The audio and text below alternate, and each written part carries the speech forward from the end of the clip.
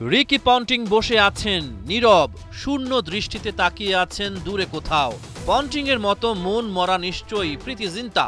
তার দল পাঞ্জাব কিংস ঝড় তুলেছিল ওপেনারদের ব্যাটে, কিন্তু তারপর ধ্বংস, অপ্রত্যাশিত, অবিশ্বাস্য, একেবারে ধসে পড়া। কলকাতা নাইট রাইডার্সের বিপক্ষে মাত্র ১১১ রানে গুটিয়ে গেল পাঞ্জাব কিংস। নিজেদের মাঠে টস জিতে ব্যাটিং নিয়েও এমন পরিণতি। সবকিছুর সূচনা এক তরুণ যোদ্ধার হাতে। হর্ষিত রানা তুলে নিলেন ৩টা উইকেট। প্রিয়ান্শ আরিয়া, শ্রেয়াস আইয়ার, প্রভসিমরান সিং তিনজনই হর্ষিতের বলে ক্যাচ দিলেন রমনদীপ সিং এর হাতে। তারপর রহস্যের জাল বিছালেন দুই মিস্ট্রি স্পিনার সুনীল নারায়ণ ও বরুণ চক্রবর্তী। তাদের আঙ্গুলে যেন জাদু, তাদের ডেলিভারিতে যেন বিভ্রম। পাঞ্জাবের মিডল অর্ডার অন্ধকারে পথ খুঁজতে থাকা পথিক। ব্যাটে ছিল না জবাব। ম্যাক্সওয়েল ও ইংলিশ বিশ্বমানের এই দুই ব্যাটার বরুণ চক্রবর্তীর গুগলিতে তাসের ঘরের মতো ভেঙে পড়লেন। একটা বলও বুঝতে পারলেন না।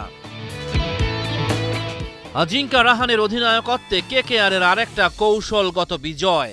এ মৌসুমে পাঞ্জাবের দ্বিতীয় সর্বনিম্ন স্কোর। কেকেআরের সামনে লক্ষ্য মাত্র ১১২। ৩টা উইকেট শিকার করেছেন হর্ষিত রানা। বোলারদের এমন পারফরম্যান্স দেখে নিশ্চয়ই কেকেআরের মালিক শাহরুখ খান আনন্দে আত্মহারা। জবাবে ৭ রানেই কুইন্টন ডিকক ও সুনীল নারায়ণের উইকেট হারায় কলকাতা। তৃতীয় উইকেটে ৫৫ রানের জুটি গড়েন রঘুবংশী ও রাহানে। ১৭ রান রাহানের ব্যাটে। কেকেআর ৭২ রানে ৪ উইকেট হারিয়েছে। এরপর ভেঙ্কটেশ আইয়ারকে ফিরিয়ে ম্যাক্সওয়েল ম্যাচ জমিয়ে দিয়েছে। ৭৪ থেকে ৭৯ রানের মাঝে কেকেআরের মোট ৪ জন ব্যাটসম্যান আউট হয়েছে। প্রীতি জিন্তার মুখ উজ্জ্বল হয়েছে, আর শাহরুখ খানের মেজাজ হয়তো চড়েছে। কিন্তু কেকেআরের জয়ের সম্ভাবনা টিকিয়ে রাখেন আন্দ্রে রাসেল। চাহালের এক ওভারেই ১৬ রান তুলে দেখালেন খেল। তবে পরের ওভারেই আউট হয়ে গেলেন বৈভব অরোরা। ম্যাচে টান টান উত্তেজনা।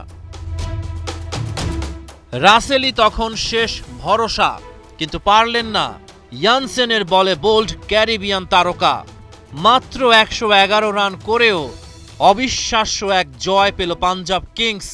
গ্যালারিতে উচ্ছ্বাসে ভাসলেন প্রীতি জিন্তা। রহমান পেয়ার ৭১।